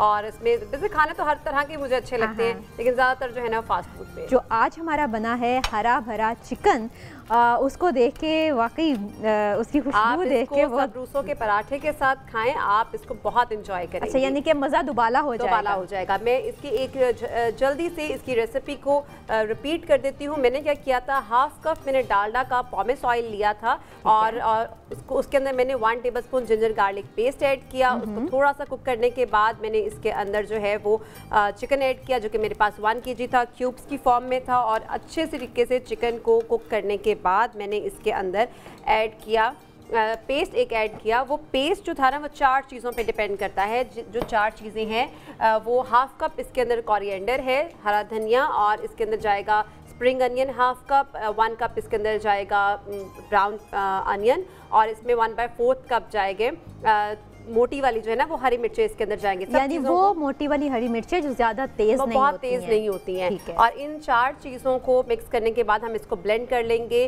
विद हाफ कप वाटर के साथ। हमने इसको अच्छे से पेस्ट बनाया। चिकन को कुक करने के बाद हमने इसके अंदर salt 1 teaspoon, black pepper 1/2 teaspoon, white paper 1 teaspoon डालने के बाद हमने ये मसाला इसके अंदर डाल दिया। और मसाले को डालने के बाद हमने इसको विदाउट लिड इनके कवर किए बगैर हमने इसको 6 से 8 मिनट तक अच्छे तरीके से पकाया। पकाने के बाद मैंने इसको सर्व किया है हरे धनिए के साथ और ग्रीन चिलीज के साथ, और उसके साथ मैंने सबरूसों के पराठे सर्व किए हैं। आप चाहें तो आप इसको नान के साथ भी खा सकते हैं। ठीक है, और खुशबू इसकी बहुत अच्छी लग रही है, लुक भी इसकी बहुत ज़बरदस्त है, और आई होप खाएंगे भी तो बहुत मज़ा आएगा। आप भी अपने घर में ज़रूर ट्राई करिएगा। उसके बाद मेरे पास यहाँ पे फ्रूट क्रीम है, तो फ्रूट क्रीम की भी रेसिपी मैं आपके साथ शेयर कर देती हूँ। वैसे मैंने पहले भी शेयर की थी, लेकिन ये कि रिपीट हो जाए तो थोड़ा सा अच्छा कवर हो जाता है। फ्रूट जिसे कहते हैं ना कि आपके ज़िंदगी में बहुत अहम किरदार अदा करते हैं, आपकी सेहत के लिए बहुत बेहतरीन है।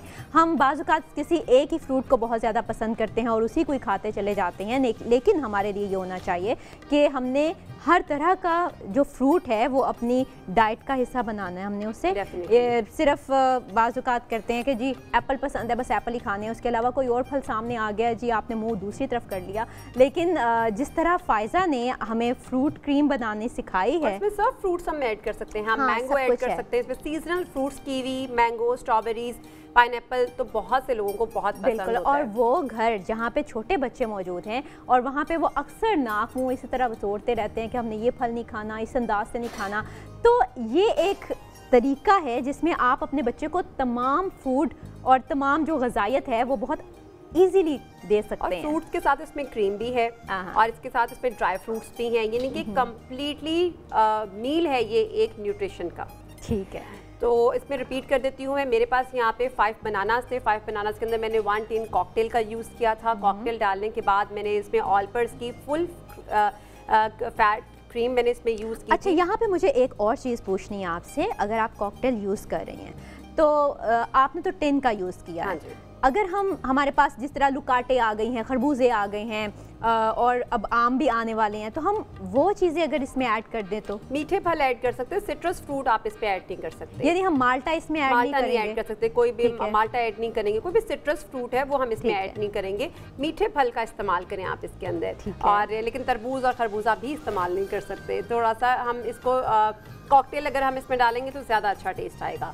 और 100 ग्राम इसमें हम ऑल पर्स की विपिंग क्रीम डालेंगे, 100 ग्राम हम इसमें ऑल पर्स की टेट्रा पैक की क्रीम ऐड करेंगे, और उसके बाद हम इसमें 1 टेबलस्पून हनी ऐड करेंगे, 1 टेबलस्पून हम इसमें कंडेंस मिल्क ऐड करेंगे। सब चीज़ों को मिक्स करने के बाद आप इसको बॉल में, ये ग्लासेस में सर्व कर सकते हैं। और आपने देखा है कि ग्लास कितने खूबसूरत अंदाज से फायजा ने सजाए हैं, क्योंकि एनी काइंड ऑफ बिस्किट्स और any kind of dry fruits. बिल्कुल, और जो पेश करने का अंदाज़ होता है ना, ये भी बहुत ज़्यादा वैरी करता है कि भाई आपने कौन सी डिश किस अंदाज से पेश की है। क्योंकि बहुत से ऐसे लोग होते हैं, हम आम जो सेहतमंद लोग हैं वो तो ठीक है, उनके सामने तो जिस अंदाज से भी आ जाए खाना उन्हें पसंद है, उन्हें भूख लगी हुई है तो वो खा लेते हैं। लेकिन हमें स्पेशली उन लोगों का ख्याल करना चाहिए जो मरीज़ हैं, जो किसी न किसी बीमारी में मुब्तला हैं, उनकी भूख ख़त्म हो जाती है, उनका कुछ खाने को दिल नहीं करता, हर चीज़ बदमज़ा लगती है, उनके ज़ुबान का जायका चेंज हो जाता है। तो जब भी आपने इस तरह की कोई चीज़, कोई डिश उनको बना के देनी है तो इस बात का ज़रूर ख्याल रखें कि उसे बहुत अच्छे तरीके से डेकोरेट करके, गार्निशिंग उसकी बहुत ज़बरदस्त हो और बहुत ही अच्छे अंदाज से पेश किया जाए, तो फिर भी उनको खाने को बहुत दिल करेगा। और डिज़र्ट्स में ये भी ख्याल रखना चाहिए, कुछ डिज़र्ट्स ऐसे होते हैं जो कि हॉट सर्व किए जाते हैं, जैसे मोल्टन लावा। हाँ जी, हॉट सर्व किया जाता है विद आइसक्रीम ठंडी होती है, मोल्टन लावा हॉट अच्छा, होता है। ये भी कुछ लोगों का मिजाज होता है कि ठंडा और गर्म इकट्ठे खा सकते हैं। बहुत से लोग सिर्फ गर्म खाना पसंद करते हैं, कुछ सिर्फ एक टाइम पे ठंडा खाना पसंद करते हैं। तो ये आपके मिजाज पे, आपके टेस्ट पे डिपेंड करता है। और जो चीज़ जैसे सर्व होती है, मीन्स ठंडी चीज़ को ठंडा ही सर्व करें, और गर्म है तो उसको गर्म ही सर्व करें। तो अगर आगे पीछे ये हो जाएगा ना, ठंडी गर्म हो जाएगी तो उसका टेस्ट खराब हो जाएगा। लेकिन जो हमारे ये जो फ्रूट क्रीम है, इसको हमने बिल्कुल चिल करके सर्व करना है। जितना चिल होगा ये उतना अच्छा होगा। तो हम ना अपने मिल्क शेक की तरफ आते हैं। चॉकलेट बिस्किट मिल्क शेक, जिसमें हम किसी भी तरह की चॉकलेट ऐड कर सकते हैं, किसी भी तरह के बिस्किट्स ऐड कर सकते हैं। अच्छा, मेरे पास जब बात आ जाती है चॉकलेट की तो कौन इनकार कर सकता है? अच्छा, एक ग्लास के लिए मैं यहाँ पे बता दूं कि मेरे पास यहाँ पे 6 चॉकलेट बिस्किट्स हैं, लेकिन मैं ज़्यादा बना रही हूँ तो मैं ज़्यादा क्वांटिटी यूज़ करूँगी, और एक ग्लास के लिए मैं यहाँ पे 2 चॉकलेट्स ऐड कर रही हूँ।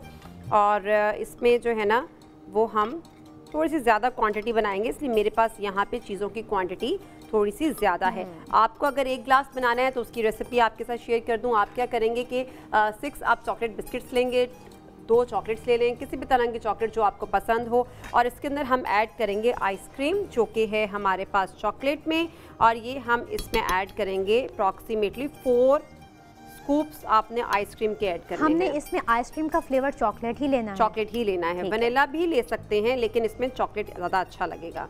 थोड़ा सा हम ये जो है ना, और उसके बाद हम इसमें ऐड करेंगे ऑलपर्स का फुल फैट मिल्क, जो कि है हमारे पास यहाँ पे 2 कप।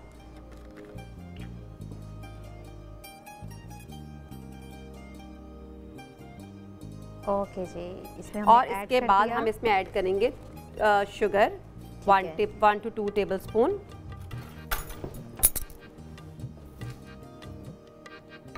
शुगर जाएगी इसमें। और अच्छा, अगर हमें देखें आइसक्रीम भी है इसमें, चॉकलेट भी है और फिर बिस्किट्स भी हैं, अगर हम चीनी ना डालना चाहें तो आप ना डालें। अगर आपको थोड़ा सा कम मीठा अगर हमें पसंद है तो आप ना डालें। अगर आपको वैसे ये क्योंकि इसके अंदर बर्फ भी जाएगी, अभी दूध भी गया है, तो वो उसका जो शुगर लेवल है बैलेंस हो जाएगा। मुझे चॉकलेट सिरप भी चाहिए, अगर आप मुझे दे दें।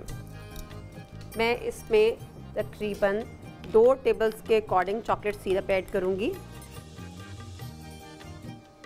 और फिर इसमें बर्फ जाएगी। चॉकलेट सिरप जो है ना वो आप ओमिट भी कर सकते हैं, अगर आपको नहीं पसंद तो आप ना डालें। लेकिन अगर चॉकलेट सिरप हमने डालना है तो ये क्या चीज़ एनहांस करेगा? चॉकलेट फ्लेवर एनहांस करेगा ये चॉकलेट सिरप के लिए। अगर आप इसमें नहीं डालेंगे तब भी वो आइसक्रीम जो है ना उससे अच्छा फ्लेवर आ जाएगा। क्योंकि चॉकलेट तो पहले हमने डाल दिया, तो उसका ही फ्लेवर अगर हम चेंज कर दें तो चॉकलेट देखें हर चॉकलेट का थोड़ा सा चेंज होता है फ्लेवर। हाँ जी, आप कोई भी चॉकलेट अगर यूज करेंगे तो वो उसी चॉकलेट का फ्लेवर जो है ना हाँ, और अगर हम ये ऐड कर देंगे तो उसके जायके में इसका रिच फ्लेवर हो जाएगा, टेस्ट स्ट्रांग हो जाएगा आपके चॉकलेट मिल्क शेक का। ठीक है। और इसमें हम अभी बर्फ़ डालेंगे, अच्छे से ये ठंडा होना चाहिए, इसको हम कवर करेंगे और अच्छे से आपने इसको ब्लेंड करना है।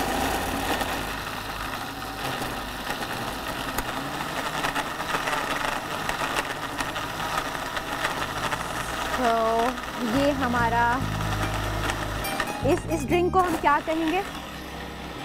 ये बहुत मज़े का चॉकलेट आइसक्रीम मिल्क शेक है। ओके, हेल्दी बहुत है। आप इसको अगर अपने बच्चों को देते हैं, बच्चे तो दूध नहीं ना पीते, तो आप सिर्फ दूध के अंदर चॉकलेट सिरप भी डाल देंगे ना, तभी बच्चे बहुत शौक से पिएंगे।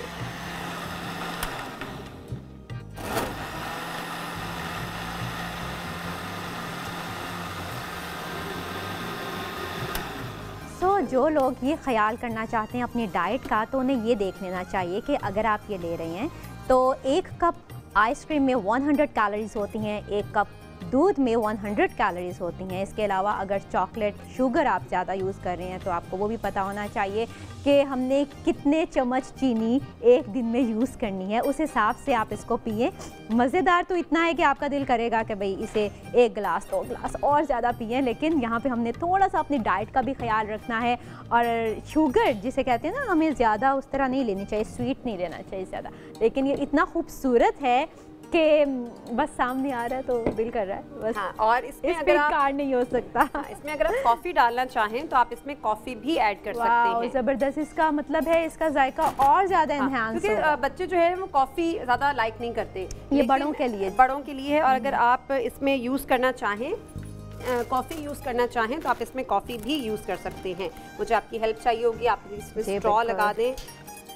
वो देखो कहते हैं ना कि जो हेल्पर होता है ना वो भी खाने के उस चीज़ में शामिल होता है ना, मतलब मैंने बनाया, मैं कह सकती हूँ कि भाई इस सारी चीज़ों की तैयारी में मेरा भी उतना ही हाथ है आपका, क्योंकि देखिए यहाँ से कितनी ज़्यादा चीज़ें मैंने उठा के यहाँ से आपको पकड़ाई हैं, फिर आपने वो यूज़ किया है और आपने देखें सीख लिया मिल्क शेक सब कुछ बनाना। हमारी चीज़ें सब रेडी हो गई हैं, यानी कि हमारी अफ्तारी की मुकम्मल तौर पे तैयारी हो चुकी है।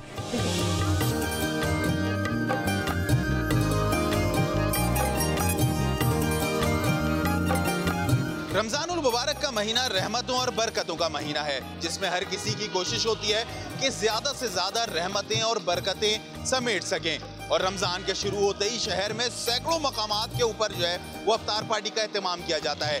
इस वक्त मौजूद हूँ मेन क़य्यूमाबाद चौरंगी के ऊपर कि जहाँ पर गुज़िश्ता 27 साल से मुसाफिरों और रोज़ेदारों के लिए अफ्तारी का एहतमाम किया जा रहा है। इस वक्त मेरे साथ इस अफ्तारी के रूए रवा अब्दुल जब्बार मौजूद हैं, मैं उनसे बात करता हूँ। अब्दुल जब्बार साहब, ये बताइएगा कितने अरसे से ये आप अफ्तारी का इंतज़ाम कर रहे हैं, और ये जो लोग यहाँ काम कर रहे हैं ये कौन है?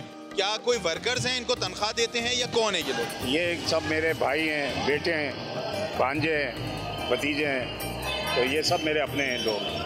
और उसमें एक दो दोस्त यार भी हैं हमारे, जो तारिक भाई वगैरह हैं, 2-3 दोस्त हैं। कितने अरसे से ये काम कर रहे हैं और शुरू किस तरीके से किया ये काम? ये 27वां साल है। शुरू किया था 8 टेबलों से, 8 टेबल लगे हुए थे, यहाँ पर कुछ भी नहीं था। ये सब इसी की बरकत से बना, सब जितना भी बना ये सब इसी की बरकत से बना। तो हमने बड़ी मेहनत की मट्टी में, इसमें उसमें कहते आज 27वें साल तक पहुँचे। हज़ारों का मजमा है आज अल्लाह की रहमत से, और इसका कोई चंदा नहीं है हमारे पास, चंदा नहीं रहता। अब हम सिर्फ 2-3 आदमी मिलकर ही अपने मसले को हल कर देते हैं। हमारे आदिल भाई हैं और मुइज़ भाई हैं, मैं हूँ, तारिक भाई हैं, बस ये मतलब 2-4 आदमी हैं। उसमें अल्लाह ने सर फैज़ हमको कर दिया, ये उसकी मेहरबानी है मेरे रब। तो रब का करम है, शुरू से आखिर तक चलते। कितने लोगों से आपने शुरू किया था और अब आज कितने लोगों का इंतज़ाम करते हैं? आज तकरीबन मेरे ख्याल से 100-150 आदमी से थे। आज कम से कम 2 से 2,500 आदमी का 2,000, 2,500, 2,000 जितना भी आ जाए, परवाह नहीं है, मेरे को परवाह नहीं है, जितना भी। ऐसे भी लोग हैं जो आते हों, कभी कोई चंदा देते हों, क्योंकि बहुत से लोग हैं जो इतना बड़ा इंतज़ाम खुद नहीं कर सकते, तो उसके लिए आप क्या करते हैं? नहीं, चंदा देने के लिए चंदा तो हम लेते ही नहीं। अगर कोई सामान आप भी डाल के जाएंगे, मना नहीं है। क्या पता अल्लाह पाक ने कोई फरिश्ता भेजा है, उसकी बरकतें हो जाती हैं, तो उसको हम मना नहीं कर सकते, क्योंकि वो। अच्छा, मुझे ये बताएं कि अगर कितनी दफ़ा ऐसा हुआ है कि लोग यहाँ पर आए और सामान दे के गए, और क्या सिर्फ अफ्तारी है या अफ्तारी के साथ खाने का भी इंतज़ाम होता है? नहीं, इफ्तारी भी है, तकरीबन 12-15 देगे होती है हमारी। अल्लाह का बड़ा करम है, हर चीज़, शरबत है, खाना है, इफ्तारी है, हर चीज़ है।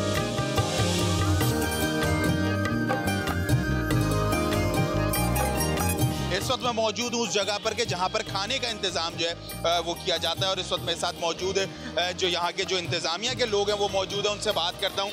मुझे ये बताइएगा कि एक तरफ तो मुझे दिखने में आ रहा है कि अफ्तारी का सारा इंतज़ाम कर लिया, ये खाना का इंतज़ाम भी यहाँ पर किया जा रहा है, क्या जिम्मेदारियाँ बांटी हुई हैं, या और यहाँ पे क्या आपने भी कोई वर्कर रखे हैं या सारे आप लोग रिश्तेदार? नहीं, ये सब हम लोग अपने रिश्तेदार नहीं है। भट्टी जब्बार भट्टी साहब ने यहाँ से 27 साल पहले जब इनिशिएटिव लिया था तो उनके बेटे वगैरह भी मौजूद थे। हम लोग रेजिडेंट्स डिफेंस व्यू के ही हैं, और हम लोगों ने यानी बाय प्रोफेशन, मैं खुद एडवोकेट हूँ हाई कोर्ट, लेकिन ये वॉलंटियरली हम लोग यहाँ पर काम करते हैं अपने। और जो टीम वर्क है इसमें लोगों को कोई पेड वगैरह नहीं है, ना ही हम किसी से डोनेशन लेते हैं। ये खाने का इंतज़ाम इसलिए किया गया कि जो रोज़ेदार आते हैं उनका सिर्फ रोज़े इफ्तार करने से वैसे उनकी शायद पेट नहीं भर पाता है, वो इसीलिए रुकते हैं यहाँ पर डेली 1000 से 1500 लोग होते हैं, तो वो उनके लिए एक सुविनियर के तौर पे एडिशनल ये हो जाता है कि ये चावलों खाने का इंतजाम ऐसा किया है ताकि घर तक पहुँचे तो थोड़ी बहुत उनके बेहतरी से इफ्तारी हो जाए। क्या यहाँ से पार्सल भी देने का इंतजाम है, या जो आए वो इधर ही बैठ के पेट भर के खाए और चला जाए? देखिए, पार्सल का इंतजाम सिर्फ उन लोगों के लिए जिनकी वाकई कोई जेन्युइन प्रॉब्लम्स होती हैं, कि किसी के बच्चे बहुत छोटे हैं या कोई बीमार है तो वो हमसे रिक्वेस्ट करता है, या जैसे यहाँ पर कुछ करीब की मसाजिद है वहाँ पर भी इफ्तारी का एहतमाम होता है, तो वहाँ के लोग इंतज़ामिया में से लोग आते हैं, ये रेजिडेंट्स ही हैं डिफेंस व्यू के जी, तो वो सब आते हैं तो वो हम उनको दे देते हैं कि आप वहाँ के लिए भी ले जाएं। टेक अवे का सिलसिला वैसे नहीं है, लेकिन कुछ लोगों को देना पड़ता है मजबूरन, वो बेचारे लेके। अच्छा, मुझे ये बताएं कि सिर्फ मर्द हजरात हैं या ख़वातीन भी यहाँ पर कई ऐसी होती हैं कि जो घरों से निकली काम काज के लिए होती हैं, तो उनके लिए क्या अलग कोई इंतज़ाम है पर्दे का या उनको पार्सल कर दिया जाए? देखिए, पर्दे का तो एहतमाम इतने ज़्यादा लोगों में इस क्राउडेड एरिया में मुश्किल हो जाएगा। हाँ, अलबत्ता एहतमाम लेडीज़ का डे फर्स्ट से हमने अलग रखा हुआ है। उसमें वो कुछ ख़वातीन जो काम करने वाले उनके अलावा बहुत सी ऐसी यहाँ इम्तियाज़ पे आती हैं, यहाँ शॉपिंग करने आती हैं, तो वो आके यहाँ पर बैठती हैं, तो उनका भी इफ्तारी का एहतमाम होता है। यहाँ तक कि हम सब लोग अहले सुन्नत या उससे ताल्लुक़ नहीं रखते, कुछ लोग अहले तशी भी हैं, हमारे भाई हैं, वो लोग आते हैं, तो उनके लिए भी हम अलग से टेबल्स रख देते हैं ताकि भाई वो भी रोज़ा तो इफ्तार करें हमारे साथ।